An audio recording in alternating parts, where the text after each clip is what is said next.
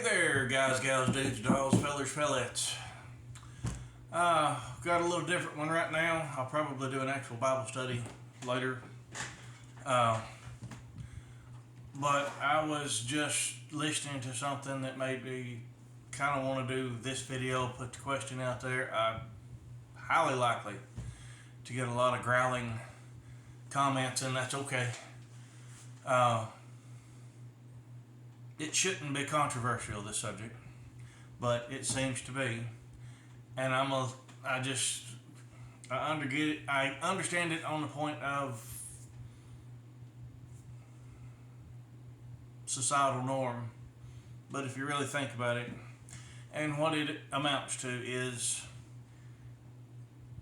women in the workplace, the stay-home mom versus the stay-home mom. And don't get me wrong, before I say anything else, I'm not judging anybody. Two, I'm not saying women shouldn't be in the workplace, that women shouldn't be stay-home. I'm not saying any of that. I'm presenting, I have my theories, my opinions, and don't presume that you know what I'm thinking, because unless you know me and we've talked about it, you don't have a clue what I'm thinking. I'm not bashful about talking about it, but I don't think I've talked about this subject before, point blank, head on. And I am shooting from the hip here, so I may be all over the place. I tend to talk that way. I do apologize for that ahead of time.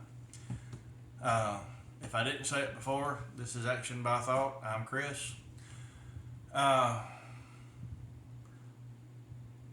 Where has it come from for women to feel, some women, to feel degraded to be the stay-home mom?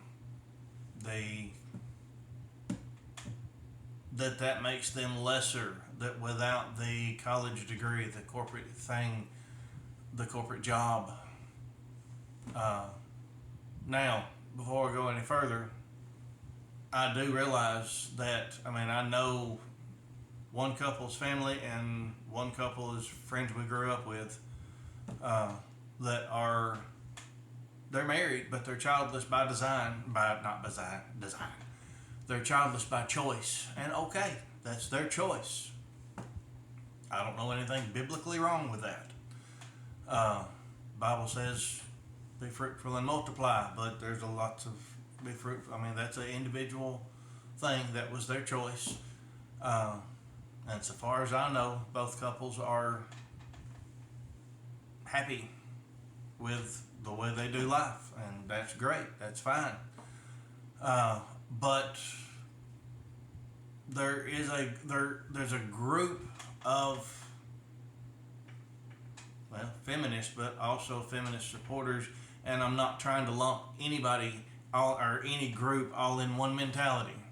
There's tons of different levels of everything. What I don't understand is, most of the women that are around me in my life at church and all whatever, growing up, my mother, my sister, marriage, them being a wife, them being a mother, is the shy of salvation. That's the most beautiful thing in their life. Motherhood. Wife. The role of wife to husband. And, of course, the role of husband to the wife.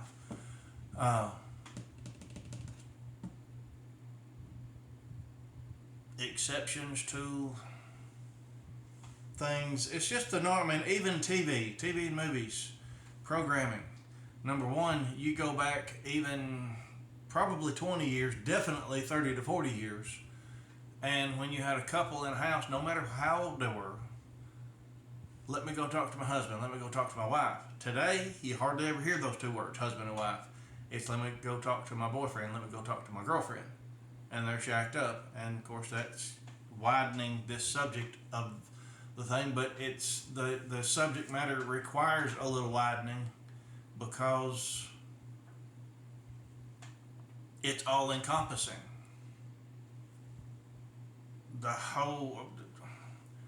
Who in the world started wanting to where did it come from to start trying to demasculate, if that's the word, men? Men are supposed to be masculine by nature. It's the way God made it. Women are supposed to be more nurturing by nature. Exceptions to both. Some men are more manly than others. Both are men. Now, I'm not crossing over into anything. I'm talking about straight up man that likes women, straight up women that like men. I am not talking about anything else.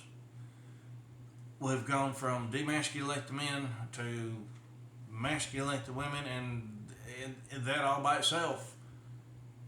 Women are trying to demasculate men, but women are trying to be the masculine. And very confused within that. They are, because whether they realize it or not, because that's not the way it's designed. Women are not second best to men, never have been. You got idiots out there that treat it that way, that look at it that way, but it's not right. It's not biblical. There's nothing biblical about that. And I'm not backing up on idiot part, but I am going to say idiotic, because the people themselves, I don't believe, are stupid. It's the actions, it's the thoughts that are misguided.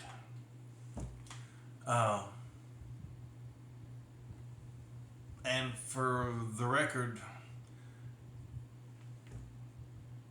every housewife that I have ever, when they stay home and what they do is keep up with let me back up, start that over. Anybody that works hard, and housework is what I'm trying to say. We were raised on it. We had our chores over the weekend, especially me, my brother, and my sister, and we better have gotten them done, and we better have gotten them done right to mom and dad standards. We were taught to do that. Housework's tough, fellas. Housework, and then raising the babies, keeping the babies, and growing as they grow, teaching them, biblically teaching them life before they get into school. And now today there's too many that's indoctrinated. We got a mess. Now we've gone so far down that rabbit hole as a society. People think there's more than one gender. They think gender and sex don't coincide. Guys don't know what bathroom to go to. We got sissies and cheats that are wanting to, guys that are wanting to compete in women's sports. No, not at all.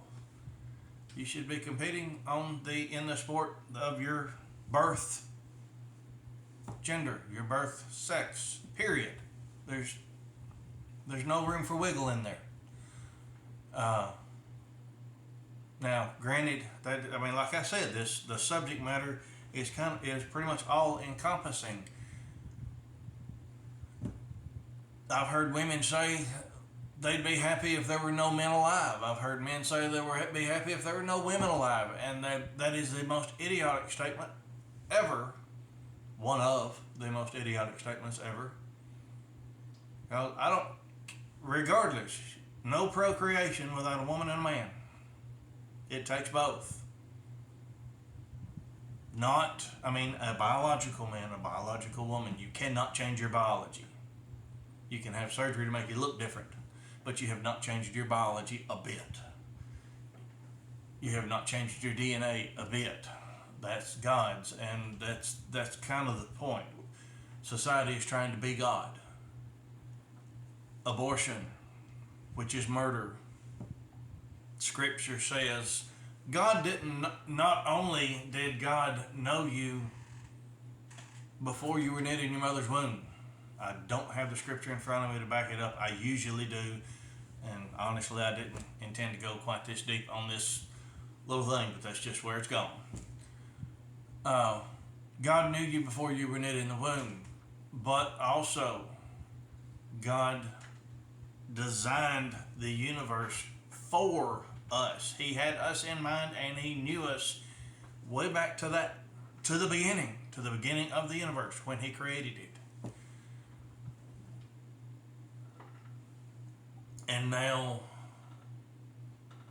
we've even got Christians that think they can live a Christian life. People in general, but this one I'm specifically talking about Christians, because some Christians think they can live a Christian life and be shacked up with a boyfriend, be shacked up with a girlfriend, live together, unmarried, or even if they're not living together, have sex when they decide to as boyfriend, girlfriend. No, you can't. None of us are perfect. Absolutely. No, not one. But there's a level there when you're talking about a lifestyle that is contradictory to God's intention. Repeated over and over again daily, because you're daily living like that. And of course, the gay, homosexual, all the little letters that go with it, everything they're trying to add to and change definitions, and that's another thing. They can type it up different in a book, but you can't change the definitions that God put on things. You can make it legal, but you can't make it moral. And the fact that we're making it legal shows how immoral we are as a society. Period.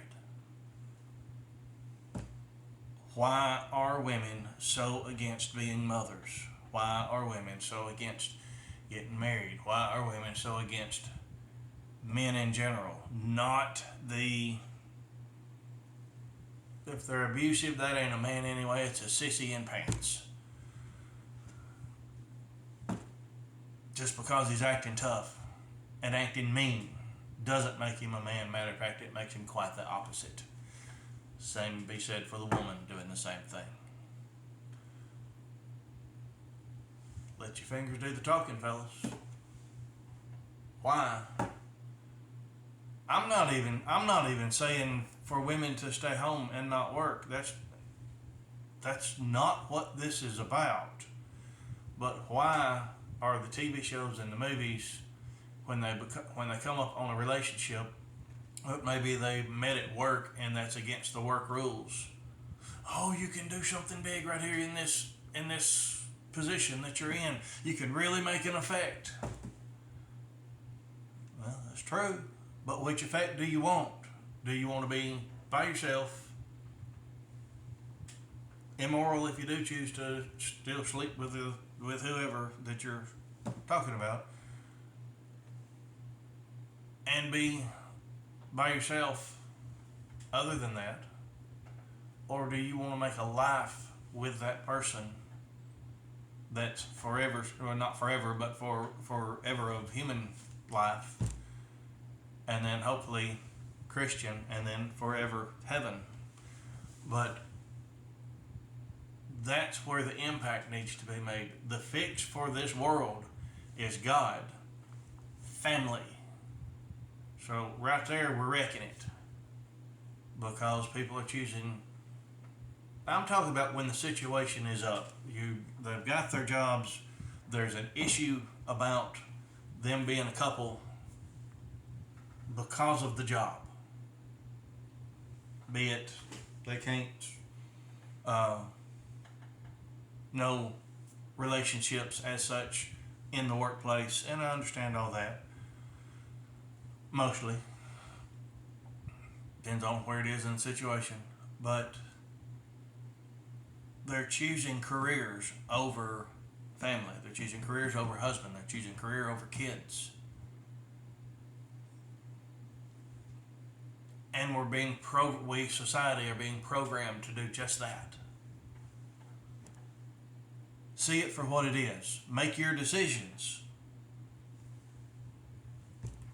God gives us, with free will, God gives us that choice.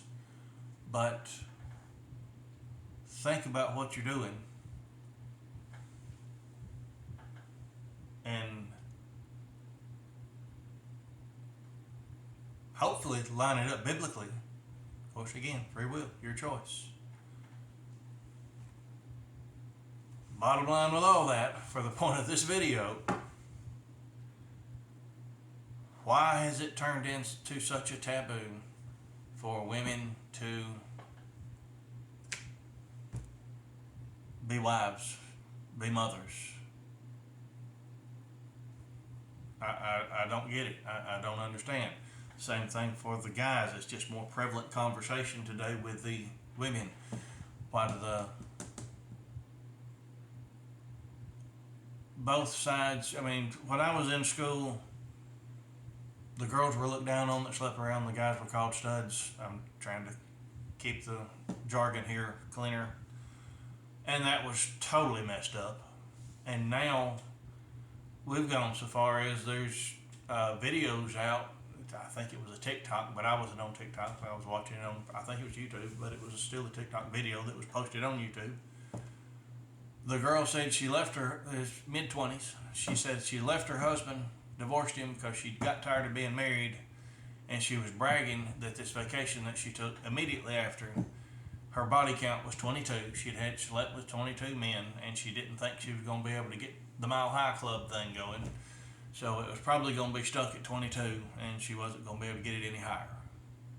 That's sick, people. That's sick. Comment as you will. If I've missed anything, I apologize. If I misstated anything, I apologize. I tend to go around the world when I don't have notes. But